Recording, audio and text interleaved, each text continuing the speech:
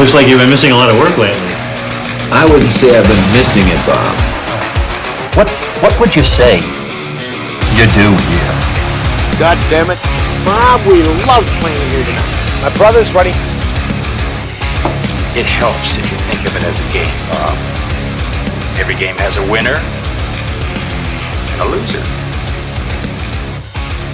You must possess strength to inflict pain, Bob.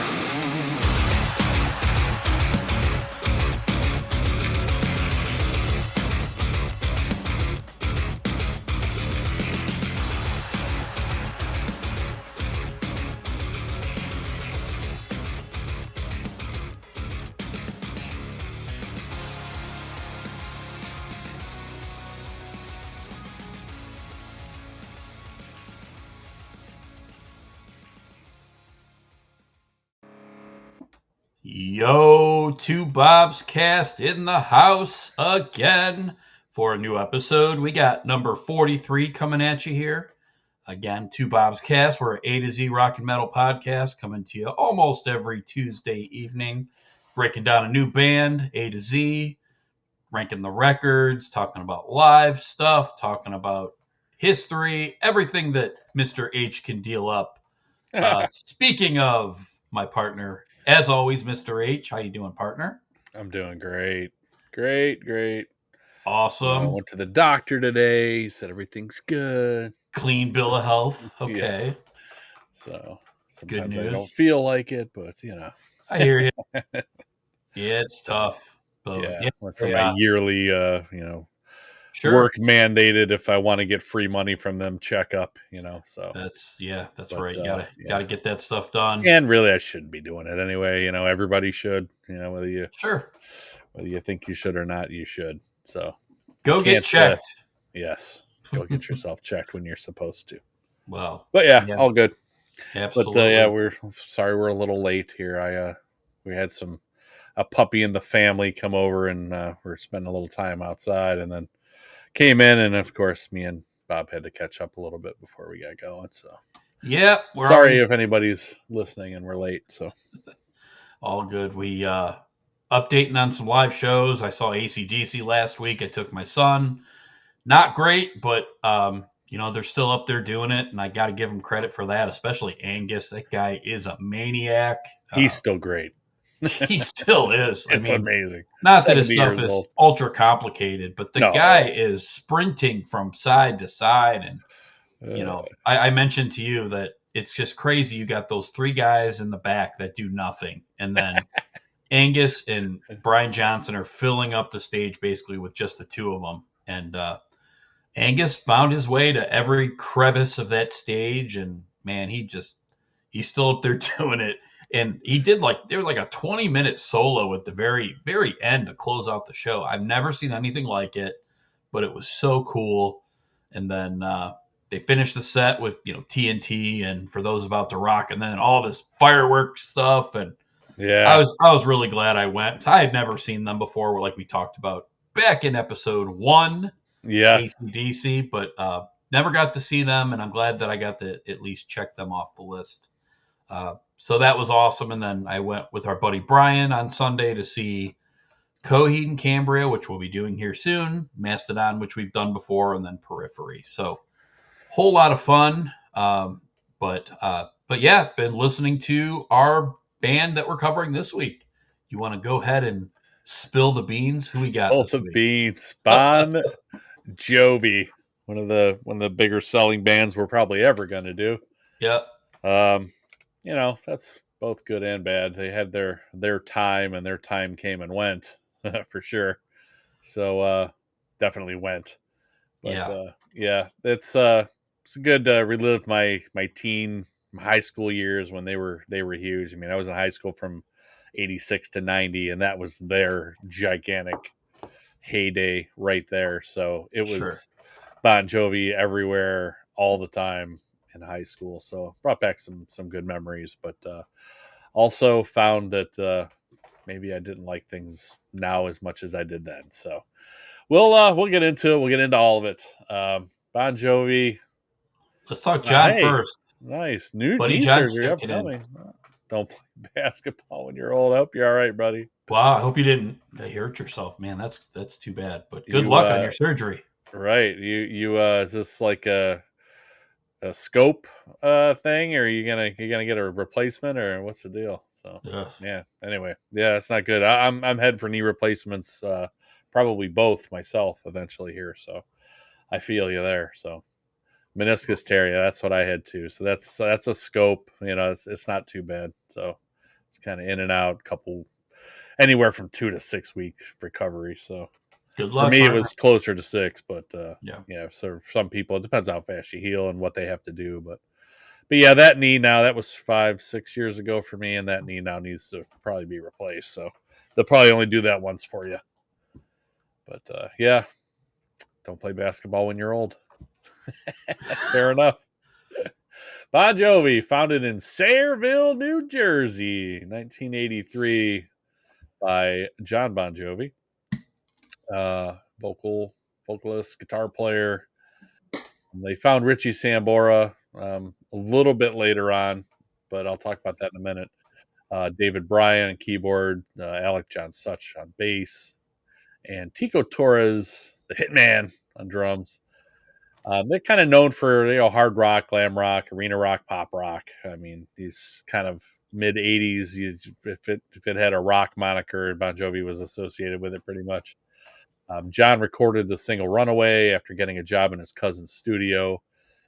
His cousin Tony Bon Jovi, and re-recorded it in 1982 with better musicians. One of which was Hugh McDonald, who is in the band now, playing bass and has been for some time, even though uncredited, which will, for a lot of that time, we'll talk about that too. I don't know what the deal was ever with that. The guy's been involved with the band for basically since its inception, and he just couldn't seem to credit him on an album, which I still don't get. But John called up a friend, David Bryan, who had left John from another band to go to school for medicine and then go to school for music. And then he in turn called the bass player Such, who called up Tico Torres. So it was just kind of a grapevine thing. And then they, along with John's neighbor, Dave Sabo, who is the lead guitar player for Skid Row, formed a band. So Sabo he was just helping his friend out. Him and John were close friends and neighbors, and both had said if either one of them ever made it, that the other one would help them out as much as they could. That they were both trying to make it out of the New Jersey area. So he was never permanently in the band. And then John found Richie playing in the New Jersey area. Richie Sambora even auditioned for Kiss and was a known player in the area as well. So with this band, they were found by a man called Derek Schulman of Mercury Records, who signed them. John had previously gotten the re-recorded Runaway single to WAPP Radio in New York, who he tells a story that I've heard many times now on Sirius on Hair Nation, where he talks about like he was trying to get this single out, like he felt it was pretty good, and he thought like he kept trying the record exec way, trying to get into these record companies, right? But he thought, you know what, like who has control over playing stuff? And he thought DJs, like, let's just go find a DJ. So he went to a a DJ or radio station that was not popular at the time, but was playing like rock stuff that he thought this would fit. Got the guy to come out and talk to him, and he's like, "Hey, I got the signal. Just check it. The single, check it out. And if you don't like it, you don't like it, whatever." But the guy liked it, started playing it, and that's all. Rest is history from there. Hundreds of millions of albums sold or whatever, just ridiculous. All started from that. So pretty smart on John's part. That single gained popularity, made it to top 40 on Billboard, was the lead single off the first album. The name Bon Jovi came from a friend, Pamela Mayer, who thought it sounded good, kind of like in the Van Halen realm, because they were obviously super popular in the early 80s. So she talked him into using his name, instead of they were going to be called Electric Johnny, which it's a good thing they didn't go Electric Johnny, because that would have been rough. But anyway, so on to album 1, released January 23rd, 1984. His cousin produced it along with a guy named Lance Quinn. 9 songs on here. It contains the only song to appear on an album of theirs, not written or co-written by a band member. It was written by a man named Mark Avsek. She Don't Know Me, which was a single off of this album, which is a really great song too.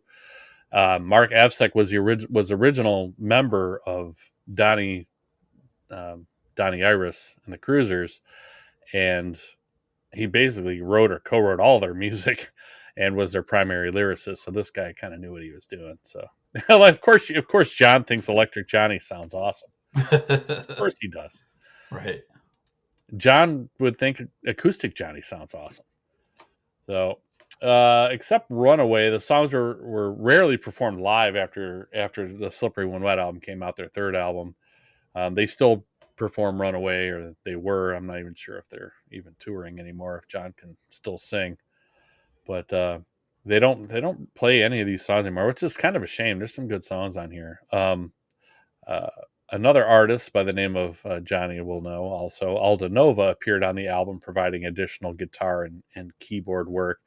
John returned the favor and helped write some songs for Alda Nova later in his career, primarily on Blood on the Bricks album, which we will maybe talk about someday. But John said that they weren't a good band and didn't become a good band until their third album. He doesn't feel like they were really very good back then.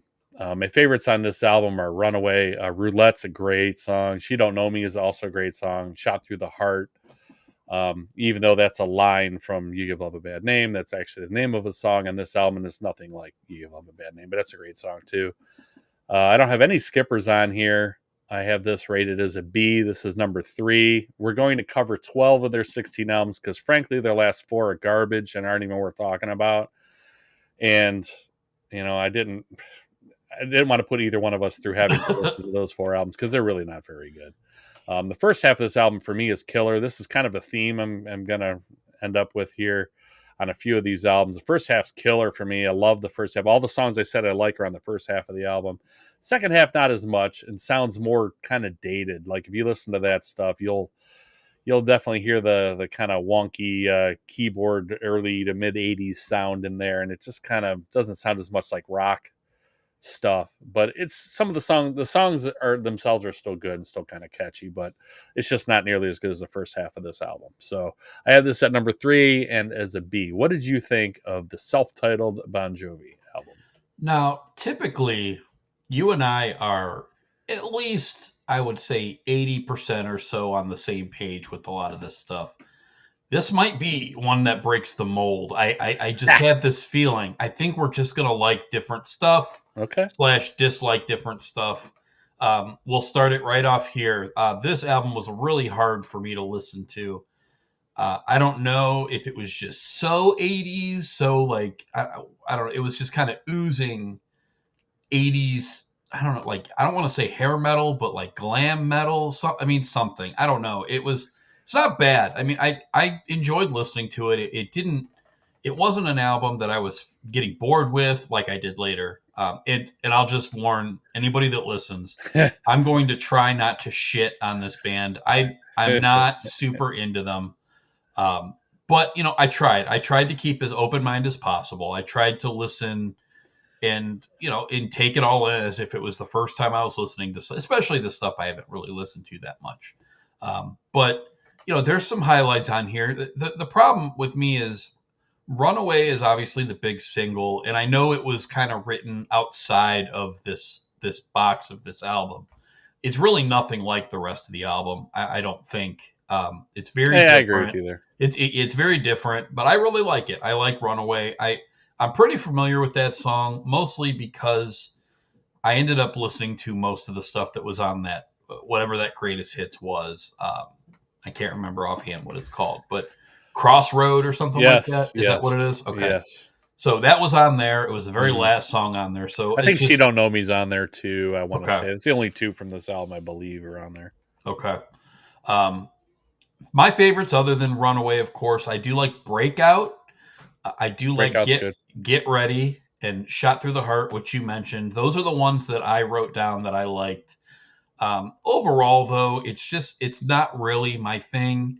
I think there are some some albums other than their main popular ones, I think are a little better than this. I think the ideas are a little bit more, I don't know. Like I feel like they have their direction a little bit down, a little bit better. Again, not bad. I wouldn't skip pretty much anything on this. There's nothing that stood out to me. I was like, man, I don't really like this one. But this one's going to drop all the way to number 8 for me. Again, just not my favorite type of thing. Obviously, they get better here. C for me. Again, nothing bad. It's just a C album. And I'm going to rank it number 8. And I like stuff that's coming better. So. Yeah, I agree with you where Runaway kind of doesn't sound like the rest of the album, where it's one of the few kind of up-tempo songs that's kind of on this album. Like the rest are kind of slower, but this is an album that I came back to. Like I wasn't listening to Runaway when I was 12, when it came out. Like I first heard them on the next album, their second album, and then I was like, oh, they have another album out, and then kind of went back and listened to that. But yeah, I do like it. But on to their second album, a year later here. So March 27th, 1985, 7,800 degrees Fahrenheit. 10 songs on this album. This is Lance Quinn again, who co-produced the first album. He produced this one as well. And his last album with the band. It's the only album with writing credits from all 4 band members.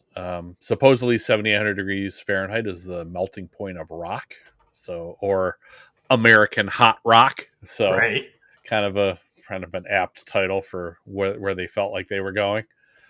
John says this is the album he always forgets. They played nothing off of this after the New Jersey tour. They just kind of put it behind them and moved on. They said recording it was no fun, and they just did whatever Lance Quinn told them to do. I feel like there are some decent songs on here. Like I feel like Only Lonely could have been a huge hit. A great solo by Richie Sambora too. Richie Sambora on this album is really feeling himself, and it continues on, which is great because that man's a fantastic guitar player. You don't get to hear as much of him on the first album, but on this album, he really starts to feel himself a little bit, and there's some great solos on here. If that song was marketed better, I feel like that could have been a much bigger song for them. But barely heard anything off of this album except for In and Out of Love, and even that was rare. They had a video for that I remember seeing on MTV, and I was like, man, what is this? So, and it was kind of a raunchy, kind of where they were going with their career, especially on the next album. And it was kind of heavier than the stuff was on the first album. So I heard that, and then I like the stuff on the first album too, but I tend to gravitate more towards their heavier stuff here. So that's one of those songs that really kind of grabbed me. I was like, whoa, that kind of got my attention. These songs are better and should have got more exposure, I think, but I don't know why this didn't get promoted more. King of the Mountain is a very Billy Squire-ish song. It's really catchy. Killer guitar tone. The guitar tone on that song is so good. Oh, man. I wish he could have just kept recreating that. Silent Night would have fit easily onto Slippery When Wet if they changed the keyboard sound a little bit, I think. I didn't like this album that much when it came out, but man, it grew on me over time. My favorites are In and Out of Love, The Price of Love, Only Lonely, King of the Mountain. I love King of the Mountain, as I just said. Tokyo Road is a fantastic song too. My skippers are To the Fire. I didn't really care for that one very much. I have this as a B+. I have this all the way up at number 2. It's another kind of solid album for them, but this one kind of grew on me more over time. As you know, it's just so overlooked, which kind of sucks because I feel like this one should have got more attention than it got. But it's better produced, sounds tighter as a band. The songwriting's better, sounds a little less dated, except for To the Fire. That one sounds really, really dated. But I have this as a B+ and number 2 on my list of 12 Bon Jovi albums. What did you think of 7,800 Degrees Fahrenheit, American hot rock? I think it's pretty damn hot. That's what I think. I think stay away. I want to stay in the air condition. But we'll keep it alive. We're all over the place with this, like I thought it would be. It's a little better, I think, than the first one. It's a little heavier, a little bit more straight rock, a little less of the hair, slight glam. It's less 80s to me, even though it is 80s, and obviously it's got 80s vibes to it. Still, the production isn't the greatest in the world. Some of the songwriting, I think, is just knowing what they're gonna do. It feels lacking to me a little bit. The songs aren't as great. There's some good stuff on here, though, for sure. I do like In and Out of Love. I do like Silent Night, Tokyo Road, like you mentioned. One that I really, really like that you didn't mention was Always Run to You. I do like that one a lot. The one thing I'm starting to notice when I'm listening to this is the band gets really hard to listen to when you don't know the songs. They're long. They have long, for the type of music that they are, a lot of their songs go into the 4 and 5 minute range, which to me, it's strange with this type of band.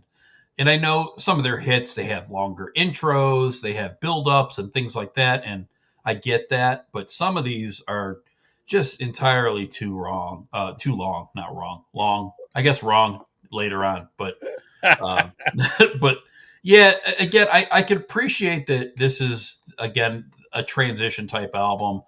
I watched that documentary. They all basically said they rushed this. They didn't spend a lot of time writing quality songs, and they didn't really think much of it. So I am still not really have heard of them at this point. So this is all me going back and listening. But like I said, there's good songs. The style of it I like better than the self-titled original. So this one goes up to a number six for me, and it's a C plus.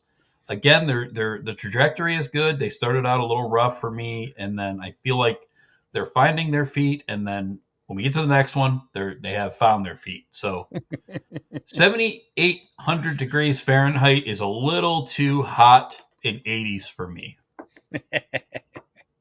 All right, so on to the gigantic breakthrough. I don't know how many millions of 15 million albums just in the U.S. is sold, but Slippery When Wet, August 18th, 1986. I was entering high school about probably right around the same day this came out, I'd imagine. 10 songs, Bruce Fairbairn, and he's going to be involved until his death with them. Just kind of instantly successful as soon as it came out. Part of it is, as we're going to mention and have mentioned many times already, Desmond Child helped write a lot of these songs, and he's the hit maker of the 80s. We just mentioned him with Aerosmith just a couple weeks ago. Speaking of Aerosmith, they really wanted the song Social Disease, but Bon Jovi wanted to keep it because they felt that it fit them as well. But that is right up Aerosmith's alley right there. It fits right in with Love in an Elevator. I mean, it just fits right in. I mean, it just starts out with porn groaning, basically. So, I mean, it's crazy. But this is kind of said to be the album that made heavy metal accessible to the masses in a pop way. This has just exploded all over everybody for good and bad. Seemed like everybody loved it at the time. Like I remember sitting outside of Sears waiting to get wristbands for like a random drawing to try to get tickets, and it sold out in 15 minutes. Selling out 2 shows. It was just insanity back at the time. This is where, John, if you're listening, I'm going to mention Edge of a Broken Heart was written for this album and not included.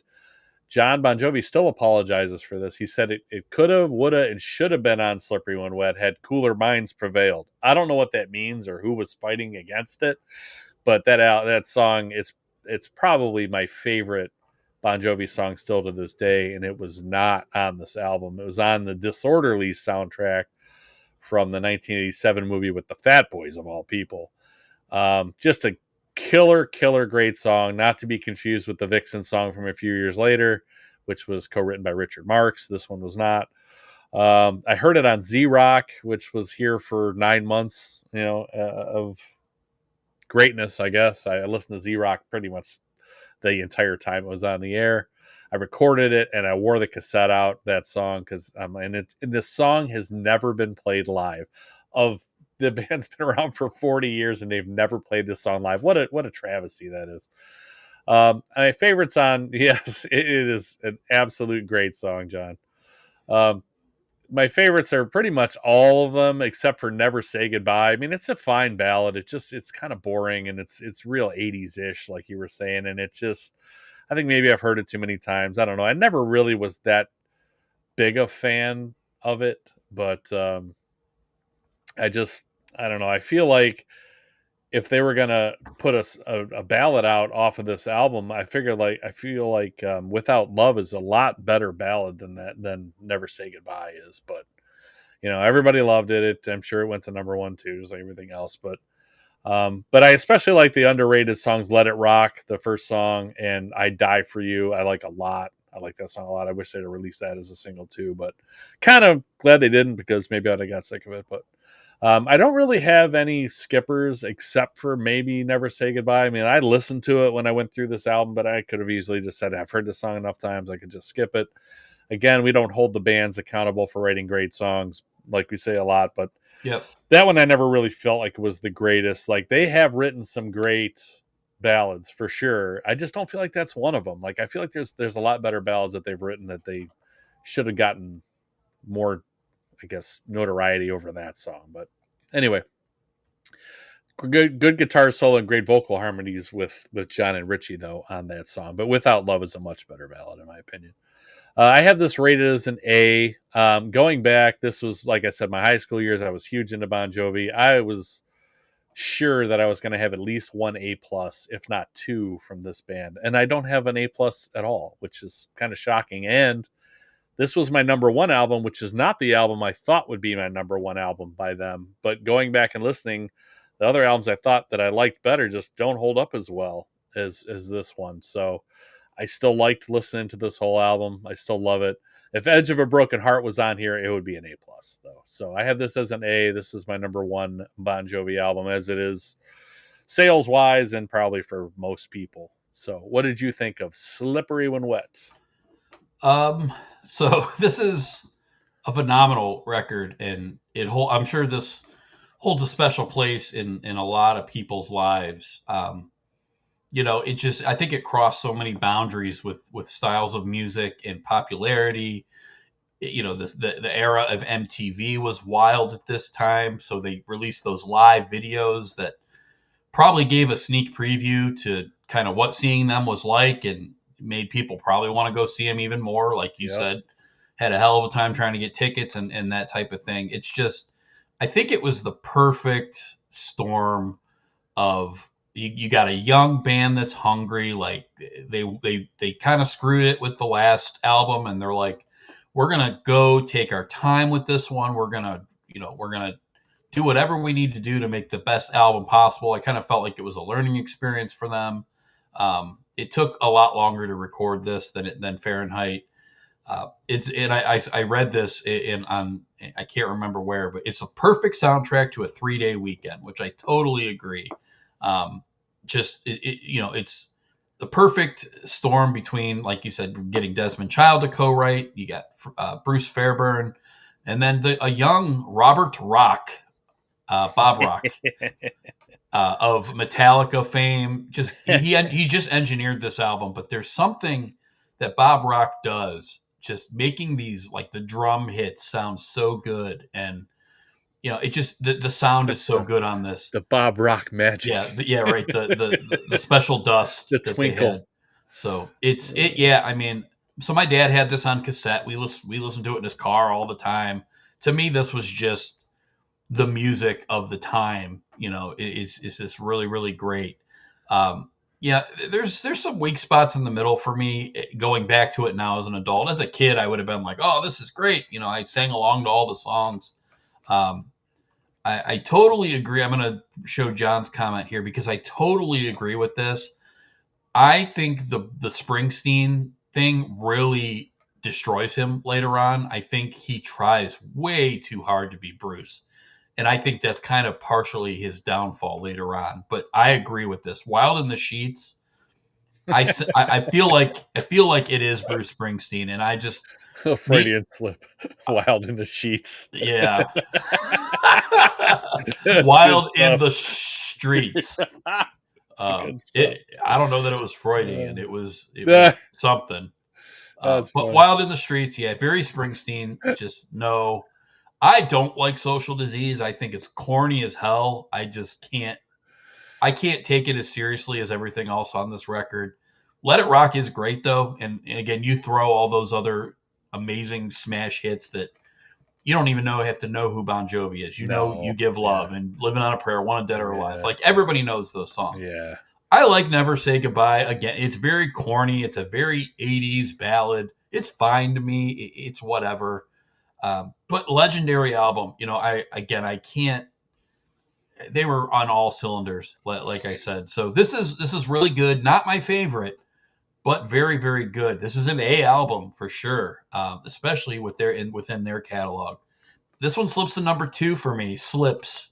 Because it's wet and you slip when it's wet. Well, right? if you watch the documentary, "Slippery When Wet" comes from the showers in a female establishment where they dance. And I guess John or somebody was like, they noticed, wow, those showers get really slippery when wet. I guess that's where the title came from. My mind went somewhere else. I was like, oh, this has to be like a tongue in cheek, but that's what it is. So similar to, I guess, what I thought.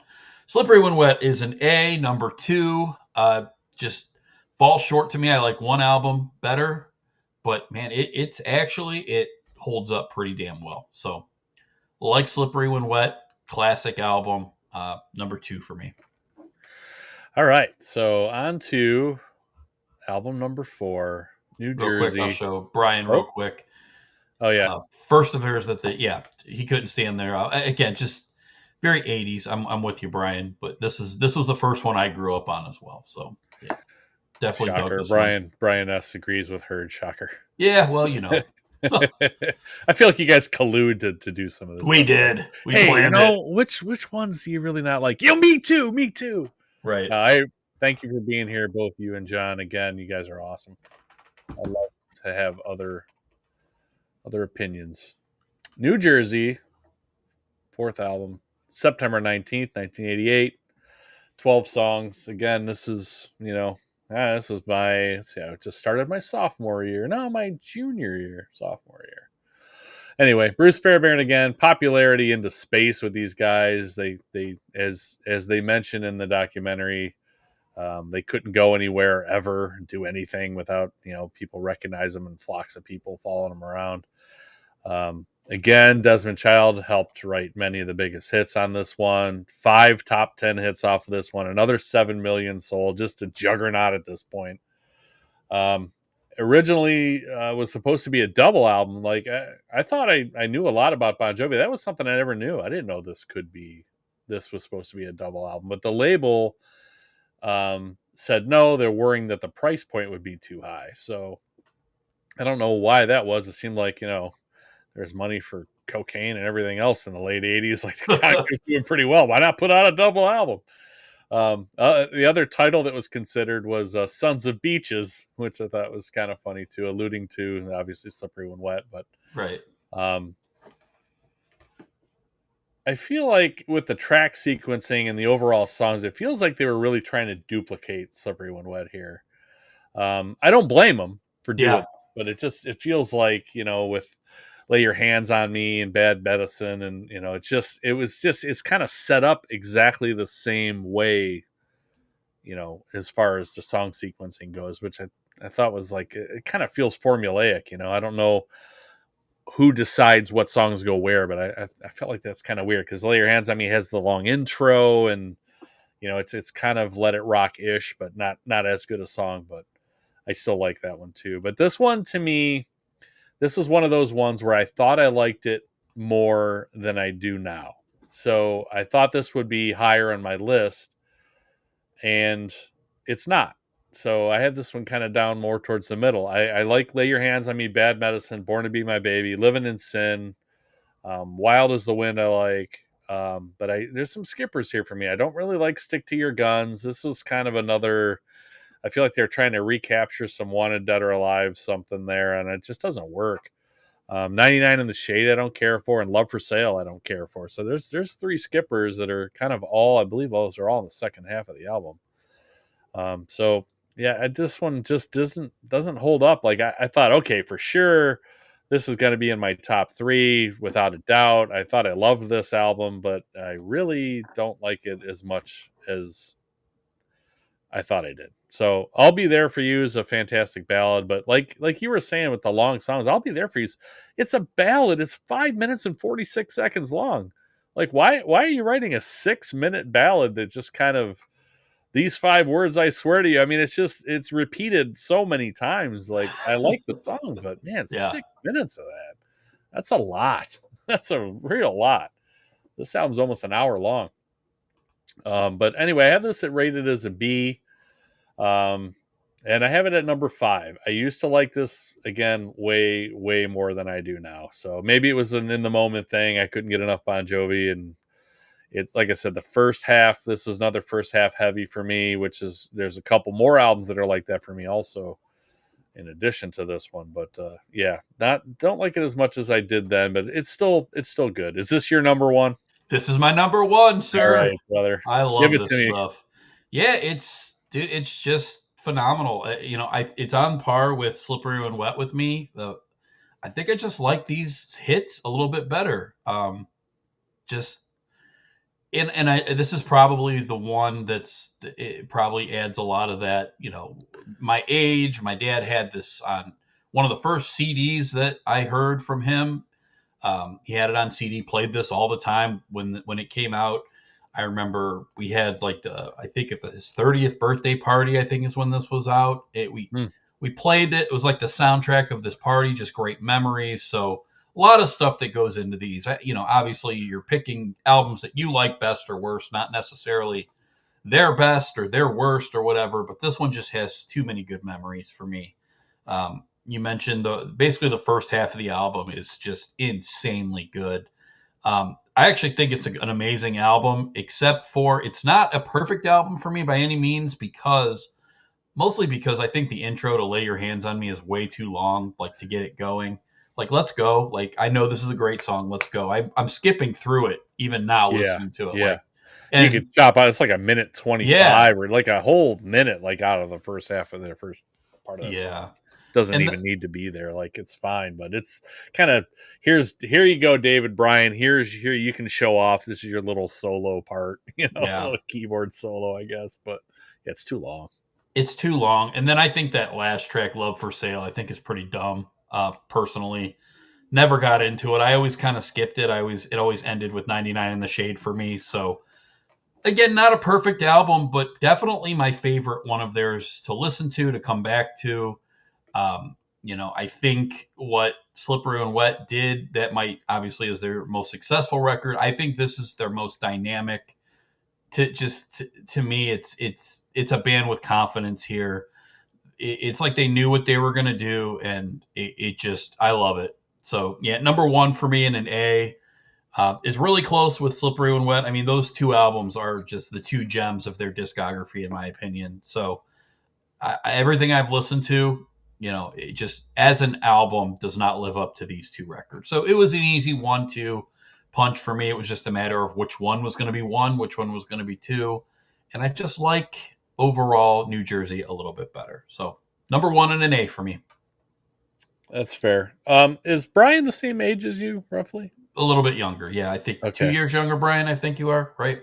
I see he said that he gives it a C, that Bon Jovi leans into a subgenre of rock that I just never got into. I totally get that. Yeah. I mean, if you were, 1988, you were probably 7. So if he was 5, I don't see any 5-year-old getting into that, right?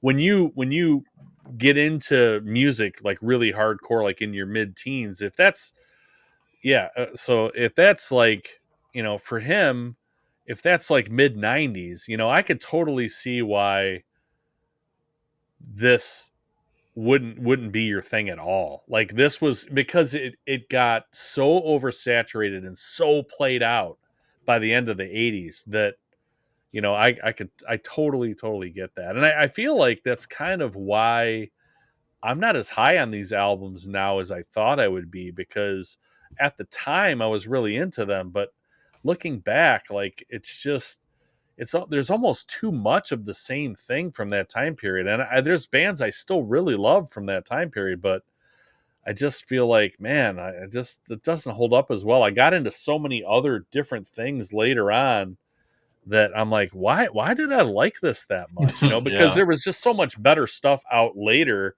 And I'm like, I don't know why I like this so much, but it must have been the times, Warrant's white leather ruined it. Yep, that's probably, I guess Machine Head wore a bunch of white on that crap album they put out too. And maybe there's a theme there, Maybe. Don't wear white. Okay, so anyway, we'll move on to album number 5, I believe we're on now. Yep. Number 5. Keep the Faith. November 3rd, 1992. 13 songs on here. The aforementioned Magic Man Bob Rock produced this one. Mm-hmm. The song I Believe, which is, I believe, the first song, I believe. I believe you're right. I believe, one more time.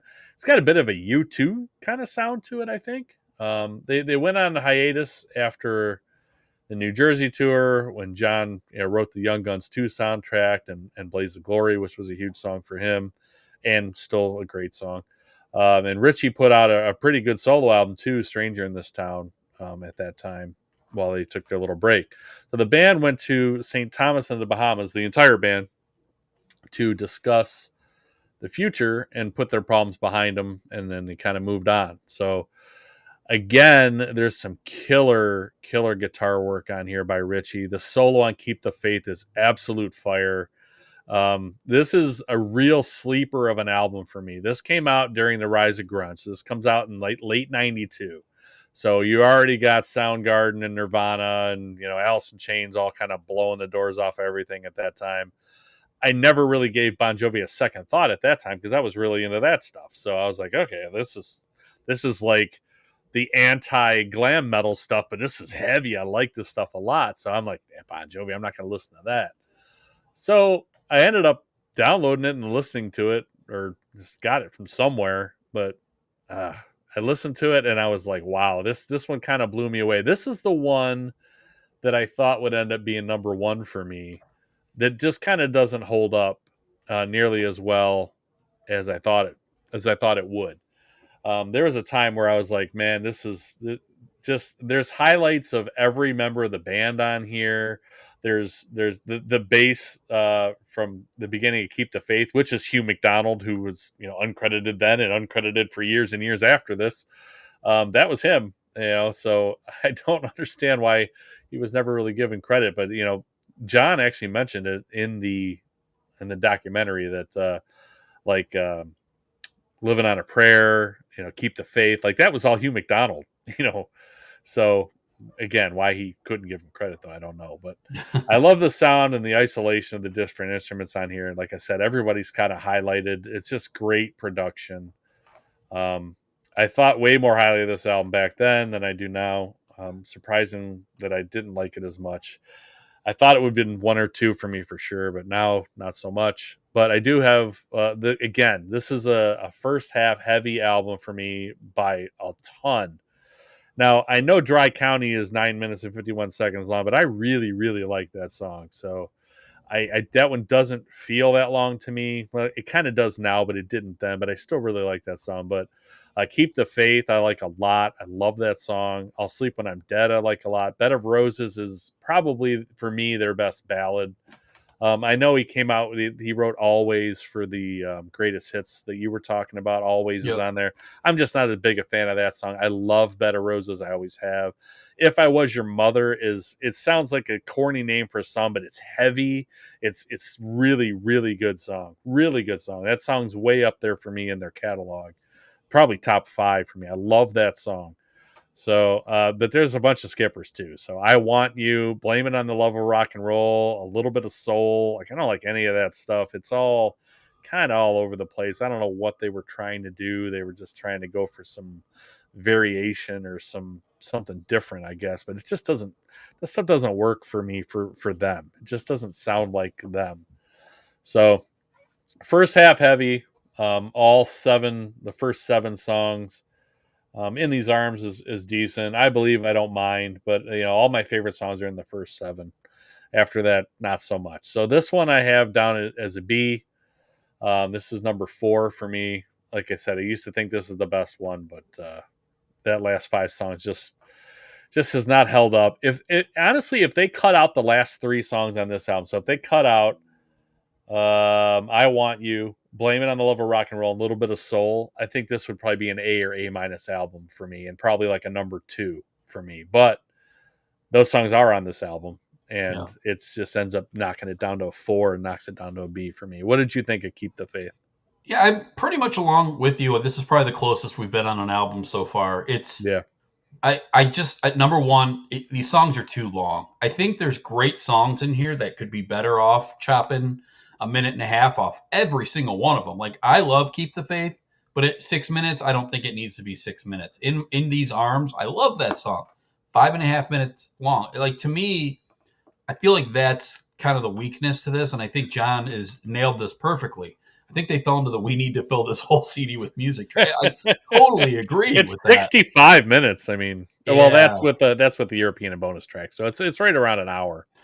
And it probably should be like 40 minutes, like you said. I mean, you definitely, those first 7 songs, I could be okay with that. Like, those are all, I feel like all 7 of those songs have great songs in them, plus extra stuff, like extra, like a little extra instrumentation here, like you said about the other ballad. I can't remember which one. I'll Be There for You, maybe. The 6.5 minutes for a Bed of ballad. Roses on here is 6.5 minutes. Like, I love the song, but it is definitely too long. You get a lot of the Richie kind of cry baby soloing kind of in the beginning of it. That it's just way too long. Like, that stuff's good, but there's all this other stuff in there. Like, it just drags it out. But yeah, great song, but yeah, it's definitely too long. It's 6.5 minutes for a ballad is absurd. It's too just long. absurd. Yeah. I mean, you listen to this ballad. Are you really going to last that long? Seriously. Like, so you listen to this ballad with your girl? I mean, all right, man. All right.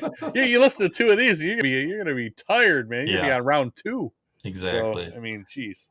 But I'll give them credit because they could have easily went the same formula as the last 2 records because they kind of created that. And I feel like other bands at the time were trying to copy it. And while they were trying to copy it, they were like, okay, well, let's reinvent ourselves and do something a little bit different. And I think they did that. And I think they did it well. This is good stuff overall, but I just think maybe failed a little bit in execution. But overall, like, I love it. I agree with you. I love those first 7 songs. And then after that, I just was kind of bored. I wasn't really into it anymore. So this is definitely the closest that they come after those 2 albums that we just talked about of putting together a full album for me. This is number 3, pretty easily number 3. There's like the first 2 and then An Ocean and then this one and then An Ocean. So, I at this point I was keeping the faith, but I was a little bit disappointed. You gave up the faith? Yeah, I kind of gave up the faith, but this is good. good. B+. Don't give up the faith, Bob. Don't you do it. I had faith, and it was a B+, so that worked out pretty well for me. But yeah, number 3, pretty easy number 3 for me. Good stuff. I wish they kind of kept this rolling, but they didn't, unfortunately. No, unfortunately they didn't. And there's another, even though I really like the song I mentioned is one of my favorites, I'll Sleep When I'm Dead is another Bruce Springsteen kind of ripoff song. Yeah. So I'm just going to throw that out there. Although I do really like the song, and I'm not at all a Bruce Springsteen fan. Better than In the Sheets or In the Streets, I think. Wild in the Sheets. Awesome. Oh, man. Okay, on to whatever album number we're on now. 6. Album number 6. These Days. Ouch. June 27, 1995. 14 songs. Peter Collins produced with John and Richie. So they're kind of taking the reins. In between here was Crossroad, like you mentioned, with Gigantic Always single, which even in 1994 was still a huge song for them. But that's not on an album we're reviewing. So These Days, first album without the bass player Alec John Such, who it also featured Hugh McDonald as a bass player who long collaborated with the band, but featured, not really mentioned, not credited on anything. So just as an additional musician. So okay, I guess he didn't play anything then. John and Richie wrote and demoed 40 songs for this album. So I feel like they should have chose a lot of the ones that they didn't choose. Unfortunately, it's got a bit of a darker album versus the kind of the feel good songs in the previous albums. But oh man, it's just so ballad heavy. Oh my goodness, it's like they had Bed of Roses and Always, and like, let's just load this up with sappy ballads that really aren't nearly as good as those songs are. They changed studios. I thought this was funny that I didn't know either. They changed studios in part due to the volume from Fear Factory recording demanufacturing in the studio next door. I'm like, that is badass. Yeah. They had to they had to go to a different studio, relocate because the volume was too loud for Fear Factory. Awesome. I'm afraid you guys are just too loud. Right. Awesome. We're trying to write these little ballads, man. Your guitars are bleeding through. Oh, jeez. Oh, man. So the song Diamond Ring was originally written for New Jersey. I thought that was kind of interesting. Another fact I didn't know. Favorites. Nothing. There's nothing on this album that stands out to me. Did you like this early on when it came out more? No. Okay. I don't think I ever liked this one, and I like it even less now, I think, than I did then. But I never really liked this one. I remember being kind of excited because of how good Keep the Faith was when it came out, and it surprised me. And I thought, okay, well, this is going to be good too. And it wasn't never good for me, really. Skippers are this Ain't a Love Song, These Days, Lie to Me. They're all in a row, and they're all super boring, all three of them together, and then much more boring later on too. So this is a kind of a C- D+. I have this down at 11. It's mostly ballads. There's very little rock in here.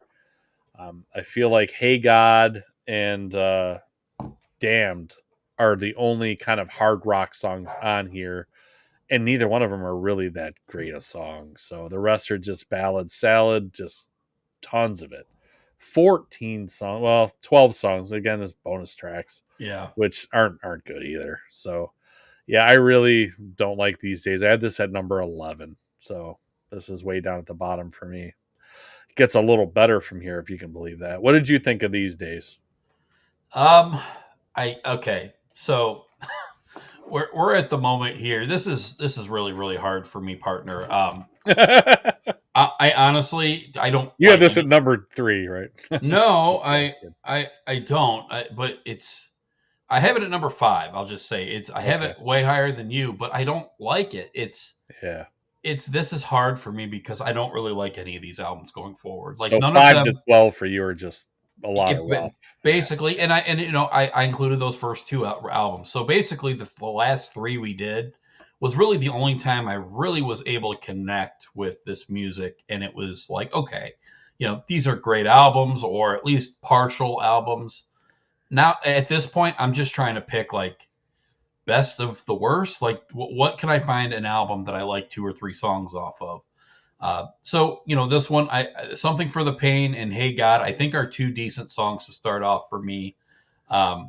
This is mostly just because the rest of the album was basically too damn long. Like, to me, it's just, if you look at This Ain't a Love Song, These Days, they're all 5 to 6 minutes long. Yeah, there you go, Brian. Exactly. It looks like he totally agrees. Yep. It's just, it was tired, and with all these albums now going forward, it's exhausting. Me too. It's exhausting. Like, and I get it. It's probably like somebody that's pulling up Opeth that has no clue that what it is, or don't care to listen to it. Same thing, Mr. H. It's just some of the songs are just too long, and you're like, I'm just getting lost in the sauce here. Like, this is just really hard. There's none of the Richie Sambora guitar stuff is really grabbing me here. Like, these aren't guitar-driven songs. They're not like riffy like some of the other stuff is. So it's really, really hard. It's number It's number 5 by default. It's a C plus. I mean, that's where we're at. We're into the top 5, and I'm giving C pluses. It's just going to get worse from here. Yeah, that's it's just not my style. I'm trying to get a few, and it helps that probably they put a few of their better songs at the beginning, at least for this patch of material. It gets real tough later on, and yeah, John, no album after and including this has more than 2 good songs for Lucky. Amen, John. Amen. Yep.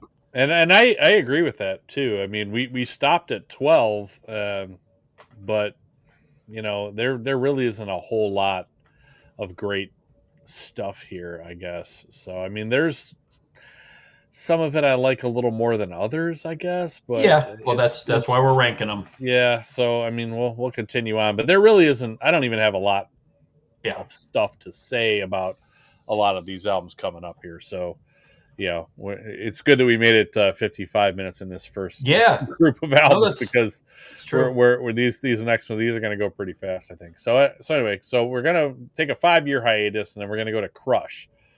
May 29th, 2000, 12 songs. Luke Eben was the producer with John and Richie again. Both John and Richie put out solo albums in their 5-year hiatus. The song "It's My Life," which pretty much everybody's heard, this is one of the 2 good songs on this album that John was just referring to. It's a matter of opinion, I guess. I really like the song, but not everybody does, I'm sure. But it at least introduced them to a new, younger audience. So the people that weren't around, were like, "Oh, well, this song's pretty catchy. Who's this?" Like, "Oh, this is that band that my mom and dad used to listen to all the time," and then talked all this about that I didn't think was very good. But this is also the first Bon Jovi album nominated for a Grammy. But my next comment is basically how I feel about this. This is a kind of blah mainstream rock album. This is no longer, again, where's the Richie solos? Where I love the talk box. It's My Life. The little riff there from Richie. That's cool. Kind of bringing it back from Living on a Prayer, but the rest of this just isn't really that good. 2-Story Town is okay. One Wild Night is okay. But the only song I really like on here a lot is It's My Life. So Skippers, just not much really grabs my attention outside of the 2 or 3 songs that I think are just okay. They're just the one song, really. So I have this as a number 8. Again, that puts 3 albums between here, 2 albums between here and and These Days, which I really didn't like at all. So that kind of tells you I'm kind of in the same place with you are, that none of these albums are really that good.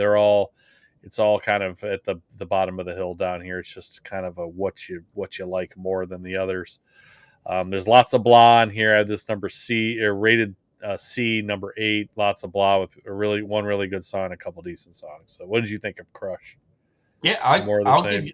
Yeah, pretty much about the same. I got to be honest with you. It's My Life, I think, is one of their best songs. I think it's really good. Their albums. It's catchy. I think everybody, like you said, basically everybody knows it, whether you like it. It has good meaning, It does gives you hope, It kind of.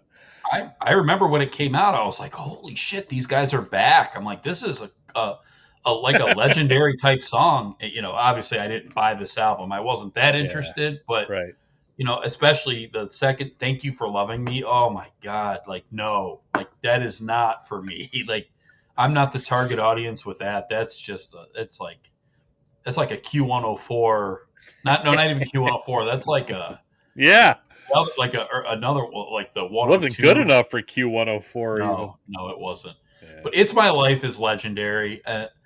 One I actually really, really liked. And again, I was playing this album, kind of working while I was playing it. The song Captain Crash and the Beauty Queen from Mars actually caught my attention and wasn't horrible. So that was just kind of a random. John's hope. Yeah. Yep.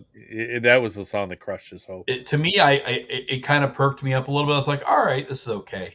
And then One Wild Night, I think you mentioned that as well. So those 3, and again, this has one good song on it. It's My Life is good, and that honestly was kind of what pushed it. This one is number 4 for me, and a B-, mostly hinged off of that song, It's My Life.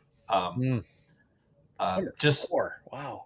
Again, it's really, really hard for me. 4 to 12, not 4 to 12, because the last one is easy 12 for me, and I'm sure you could probably guess which one that is. Yeah. Based on what I like, but this one, It's My Life. It's number 12 for me too, by the way. I'm pretty sure, so we'll see. But yeah, that could have been a single, and I probably would have put that easily at number 4. So you could have did a one song, maybe put a B-side on the back. One song album. It gets rough for me from here. But Crush, number 4, B-. It's My Life is an A+ song though, so that's kind of where that weighs. But that's about it. Not much else. It's My Life and like the Modest Mouse remix of It's My Life on the other side, and then that's it. Good enough. Number Modest 4. I don't know. I think you're talking about Dead Mouse. Dead Mouse, Modest Mouse. I don't know. One of the mouse people. Modest Mouse. Or the Marshmallow guy. Marshmallow, yeah. Like a alt rock band or something. But yeah, I don't know. Not good. Okay. On to before I embarrass myself further. On to Bounce. October 8th, 2002. 12 songs. Luke Eben, John Richie, a couple other people. I'm just bringing in other producers now. The title is a reference to New York and 9/11 and kind of the U.S. bouncing back from 9/11. That's where the bounce comes from.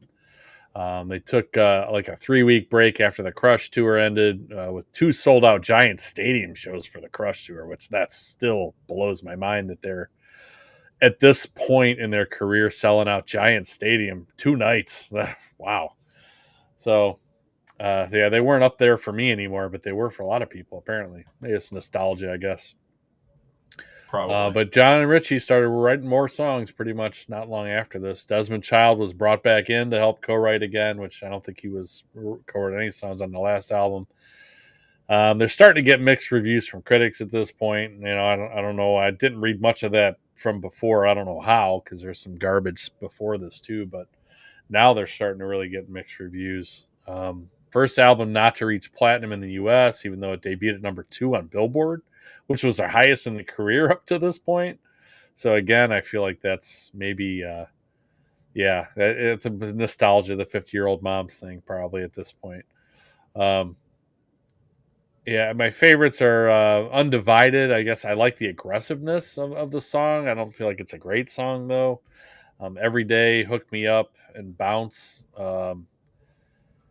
The skippers for me are most of them, but especially the 4 in a row, songs 3 to 6. So you got The Distance, Joey, Misunderstood, and All About Loving You. Those, it couldn't be a more boring 4 songs that they could have put together if they tried to. I have this at number 7.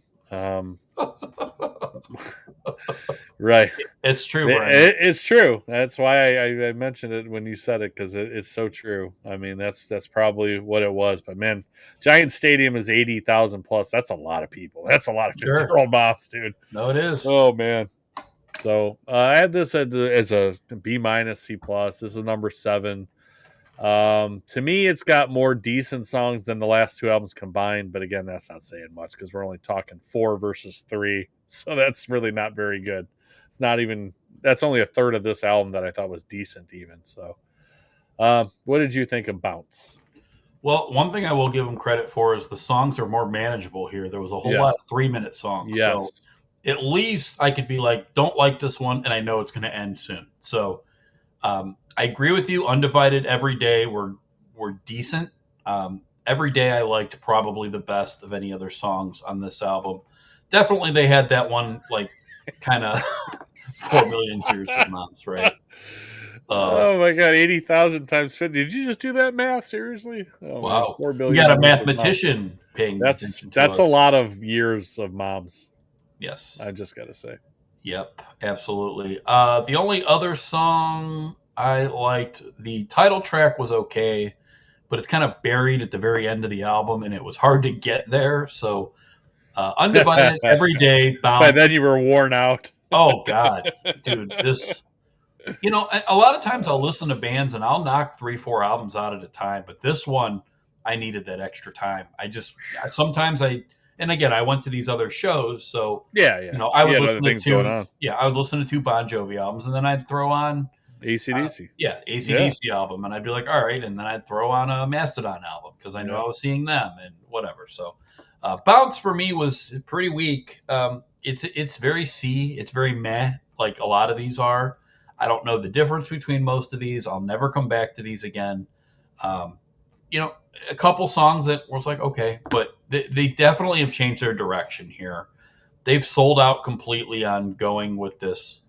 I don't know. I guess it's kind of Bruce Springsteen-ish, but It's mainstream rock. Like they're trying to write for, like you said, like Q104. It's like they're purposely trying to, like, they dropped all the heavier stuff that they were doing and just are trying to find anything that they can get people to listen to, which is kind of the wrong way to do things. You kind of lost your identity, really. Yeah.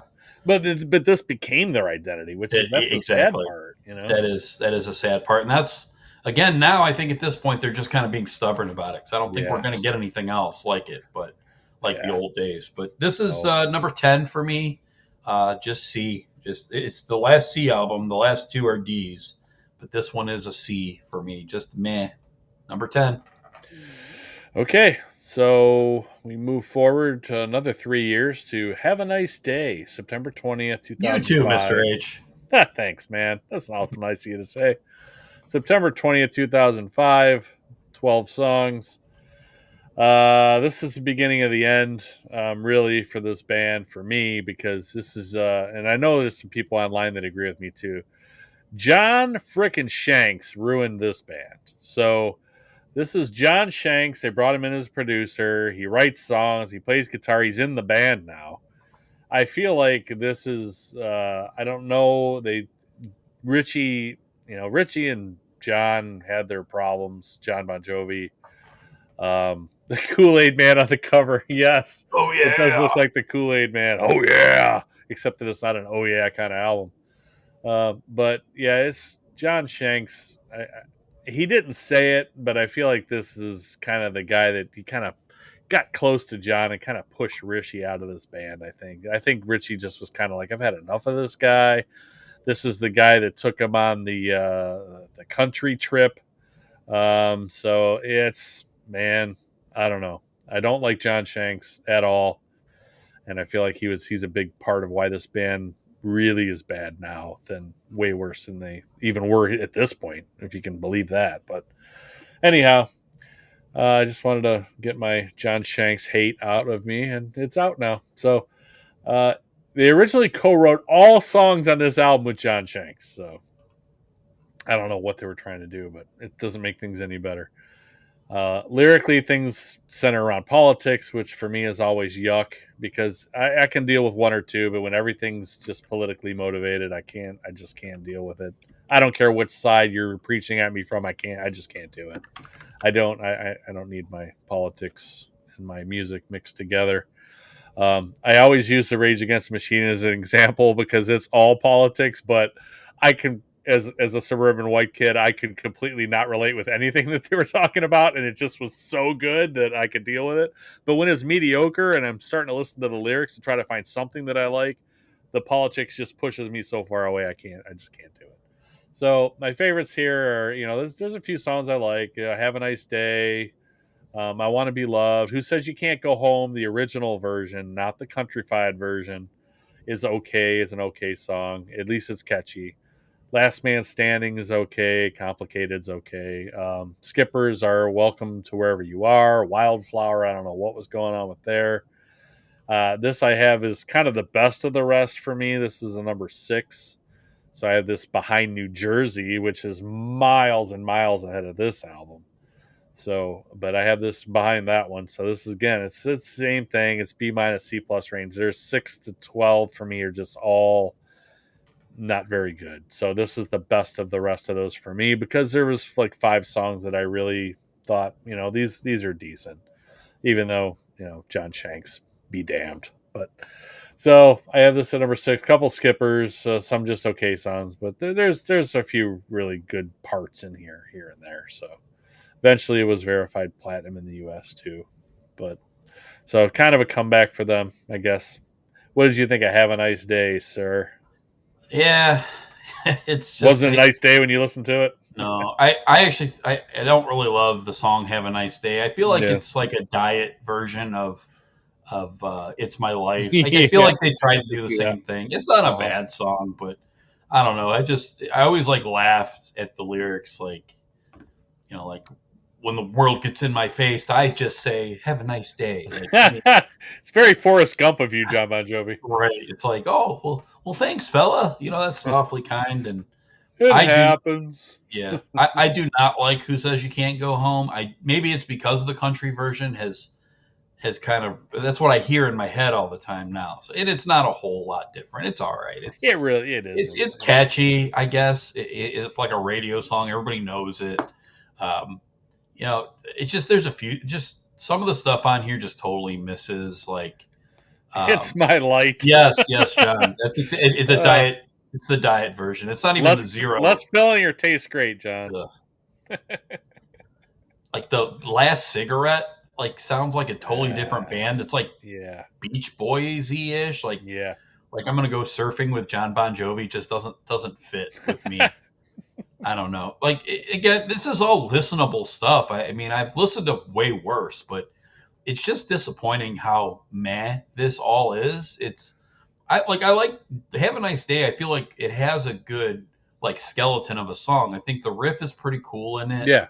But just the lyrics are just, and I'm not super big lyrics guy, but when it's so corny, I'm just laughing at the things that he's saying. I don't know. But again, this is better than basically everything left now. Yeah. So it's number 7 for me, but it's still a C. It's just right in that mid range for me. It's very mid. it's just very meh. MEH. I just think of that that emoji. That's just the straight line. Like that's what I get when I listen to this. It's like, all right, well, it's music. Should have had that as the album cover instead of the Kool-Aid. They should have. total missed opportunity there. Oh man. Okay. Moving on to our least favorite album. I guarantee this is it. This is my least favorite album too. Lost Highway, June 8th, 2007. We probably should just skip even reviewing this one, to be honest with you. I don't have anything to say. This is your bottom album, right? This is 12? Yeah, 100%. Absolutely. This is very country Bon Jovi. They took, Who Says You Can't Go Home? They added Jennifer Nettles and made it kind of country-ish. It went to number 1 on the country charts, which to give them credit, they're the first rock band to ever top the country charts, which is pretty surprising. But they decided to kind of put a whole album out that John described as Bon Jovi influenced by Nashville. So it's really bad. I don't know anybody that likes it except for, I guess, maybe a lot of country people. It's it's also their first album, Bon Jovi's first album to debut at number 1 on Billboard, if you can believe that. So he's the one laughing at everybody else. Yes, their first one to debut at number 1. So I have no thanks on most of this. Favorites, you want to make a memory, and we got it going on. If I liked any songs on here, it'd be those couple because they actually have a little bit of rock to them, and they actually sound a little like Bon Jovi. But Skippers, almost all of it, really. I have this as a D. Number 12, most of it, no. Couple of decent songs, maybe, but that's it. So, 12 for you also. We'll just 12 at a D. Yeah, 12. Won't even make you talk about it. I just never listened to it. We all know. Yeah. Just can't. I just can't do the country stuff. And unless it's like older country, like, okay. Like, I can do a little bit of older country. The songs are good. But anything, this is very like, yeah, country still buys CDs. Well, that's very true. At this time, that's true. But yeah, it's a very current country album, and just that's not my thing. So yeah, moving on.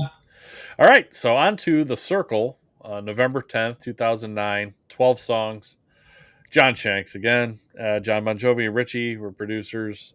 Kind of returned to hard rock sound from the country rock on Lost Highways.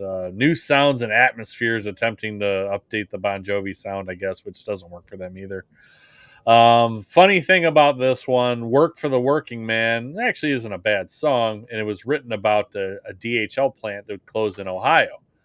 So, having said that, they're writing a song about a plant that closed, and then at the same time, I love how they're concerned about the working man while they're being the first band that I ever saw charging $50 plus for t-shirts at their shows. There you go, John. Right there, asshole. That's for you. So get the F out of here with that. And the remake of the Living on a Prayer remake, whatever that song was, is garbage too. So more mixed reviews. Work for the working man, but shell over all your hard-earned money for our t-shirts. We Weren't Born to Follow. I do like. This is probably the last song that really kind of sounds a little bit like the old Bon Jovi, but not much. Happy Now is okay, I guess. Skippers, When We Were Beautiful, Live Before You Die, Learn to Love. I don't like any of those. I have this at number 10. This is a C minus. At least it's back to straight up radio rock, but the songs just really aren't that great. So, what did you think of The Circle?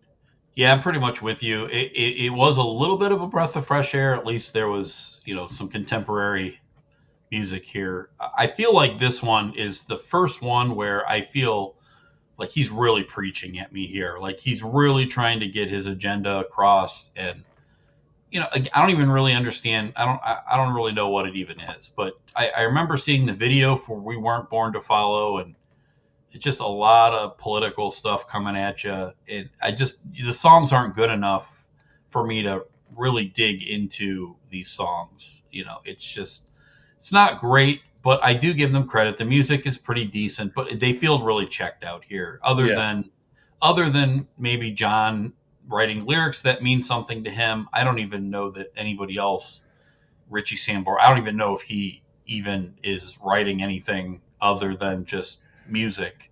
I feel like Bon Jovi's the one that's writing these lyrics. I don't know, but co-wrote. He's got co-writing credits on every song. Sambora does. So, okay.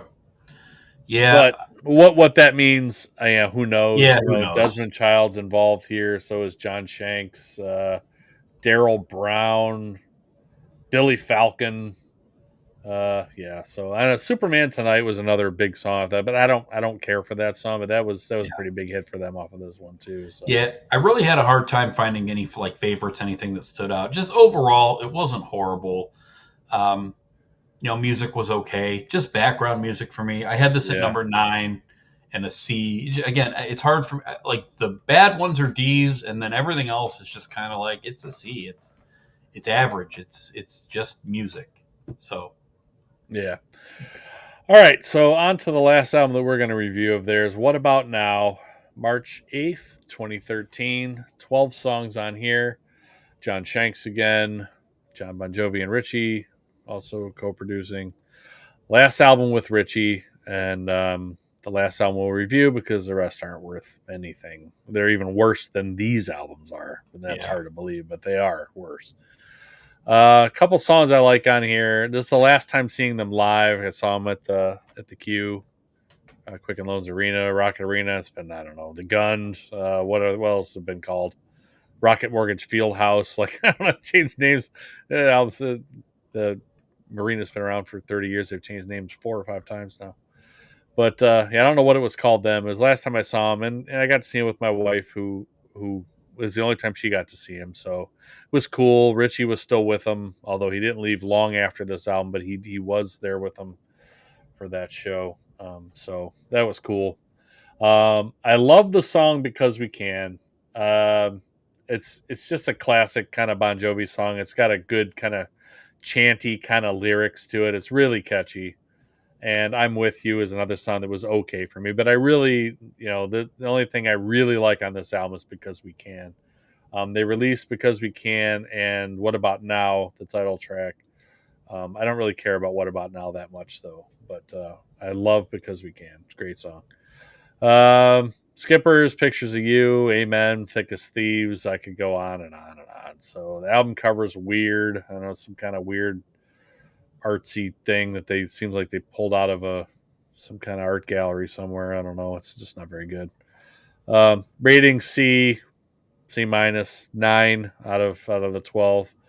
Like I said, a couple decent songs. One I really like, but the rest are just not great. So, what did you think of? Oh, this. I'm sorry. This debuted at number 1 on Billboard for the 3rd album in a row, too. So again, wow. I don't even know what that means though, because I don't really Yeah. think too many people are buying stuff. And in 2013, still, I don't know. Maybe I guess you're right. Yeah, maybe it was. If it was 2024, I would totally agree with you. But back right. then, I I'm forgot. not sure Spotify was even around yet. Yeah. No, I totally forgot we skipped all these newer ones, like the And one this just was kind of. This was also kind of after the downloading stuff all kind of got shut down. I think like there wasn't. Okay. I'm not sure LimeWire was around or Napster. Like there wasn't anywhere to get this stuff. 50-year-old moms, the 4 million-year-old moms can't download. Yeah, that's true.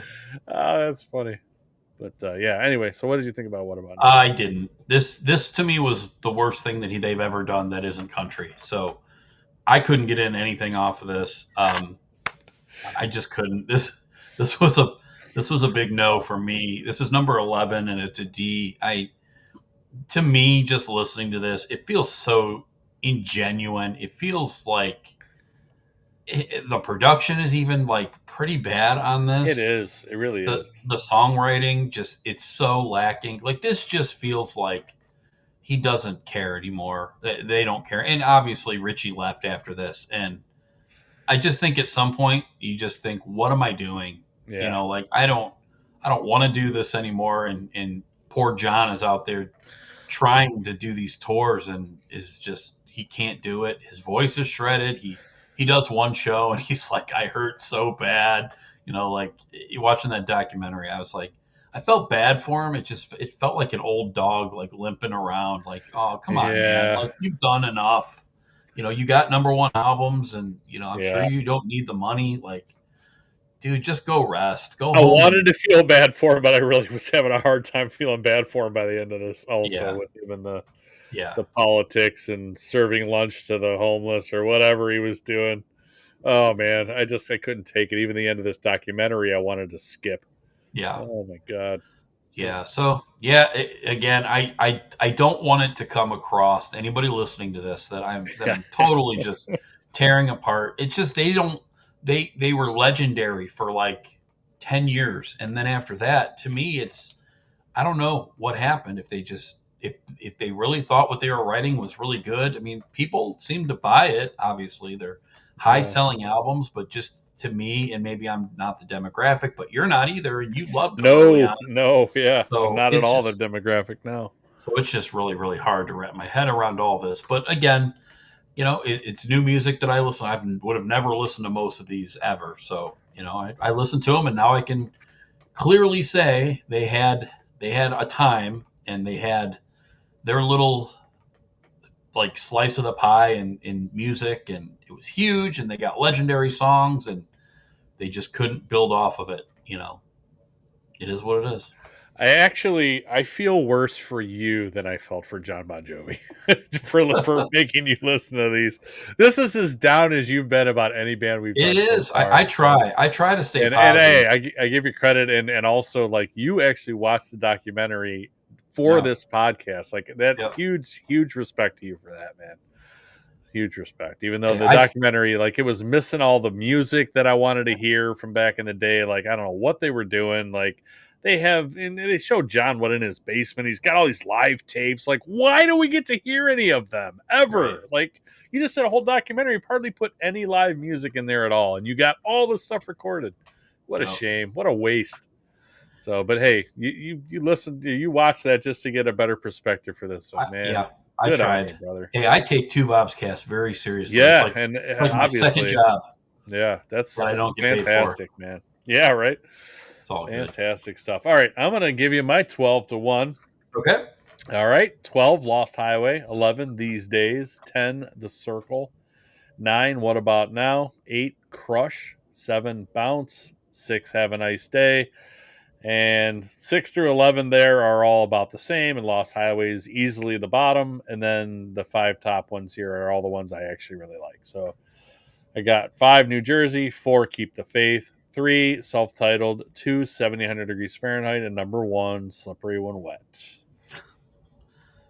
Thanks, John. Appreciate that. I try.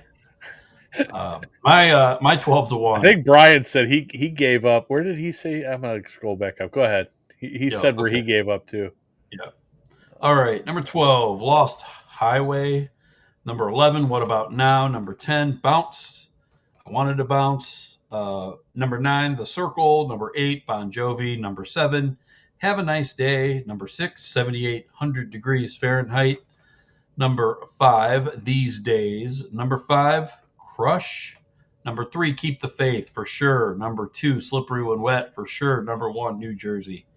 Top 3 are basically what I think are the gems here. Other than that, I could probably go without it, other than not Have a Nice Day. It's My Life. Maybe we can put It's My Life on Keep the Faith, and then we'll just have 3 albums, and we'll be good to go. I found it. I think this was when we were talking about These Days, where Brian said, I'd given up on my listen through by this album. So he checked out even before John did. Oh, man. Yay. Yeah, it was brutal.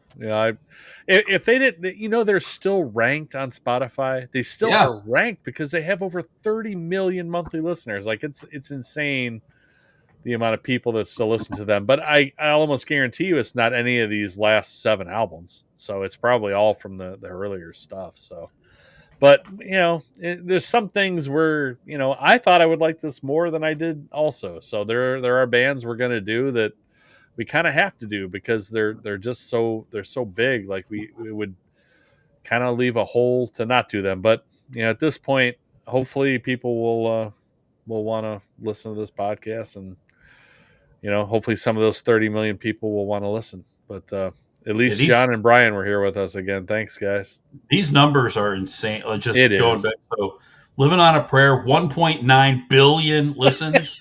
Billion. You Give Love a Bad Name, 1.3 billion. It's My Life, 1.06 billion listens. What does Wanted Dead or Alive have? Wanted Dead or Alive is only 515 million. Wow. That actually kind of surprises me. So, half there. But Living on a Prayer, You Give Love a Bad Name, billion. It's My Life, all over a billion. A billion streams on Spotify. Yeah, that's just one platform. That's insane. I know. Yeah, it's wild. So wild in the sheets, as somebody says. Yes. Wild in the sheets. Wild in the sheets. John had to cleanse himself with Revenge. So hey, that's good. That's good. Revenge is fantastic. I believe John is going to join us for Kiss. We're going to try to get Brian. Who do you want to do with us? We gotta get you a schedule. So we got to. Brian, let me know if you want to be on here with us and talk. John's going to do Journey with us and probably also Kiss, and we're going to try to get Potter Than Hell, Steve, right? Yeah, Steve, yeah. Steve back from Potter Than Hell back with us also for Kiss because he's a big Kiss fan. So, so hopefully we can get you guys on here too. That'd be awesome and fun. The more the merrier. Again, thanks, John, for listening. Thanks, Brian, for hanging out with us. We appreciate you guys. Anybody else, if you're out there, we do have a few other listeners. Chime Anybody out there? Say hello. Tell us what you like, what you don't like about these bands that we talk about. We love hearing the opinions. So please let us know. So next week, are we doing Coheed and Cambria next week? We are. Okay. We are. You just saw them, which will be cool because you can talk about the live experience also that just recently happened. Yep. So we'll talk about that. I hope you like the band I don't know much about, and I haven't listened to much at all, so it'll be an experience for me also, and I'll have, I'm sure, a lot of thoughts. I hope you like at least a few records. I hope you come in and you're like, okay, all right, I like this one. So we'll see. We'll see how it goes, and then the week after that, I'll be on vacation, so we'll have a week off. So the 17th we won't be on. We can write that in already because Hurt will be on vacation. Yep, I'll be on the beach. So on the beach in the Carolinas. Yes, sir. Fantastic place to be, though, my friend. Yep, fantastic. Can't wait. All right. Well, everyone, thanks again for listening, and we will see you in the next one. Rock on. Looks like you've been missing a lot of work lately. I wouldn't say I've been missing it, Bob. What would you say you do here? God damn it. Bob, we love playing here tonight. My brother's ready. It helps if you think of it as a game, Bob. Every game has a winner and a loser. You must possess strength to inflict pain, Bob.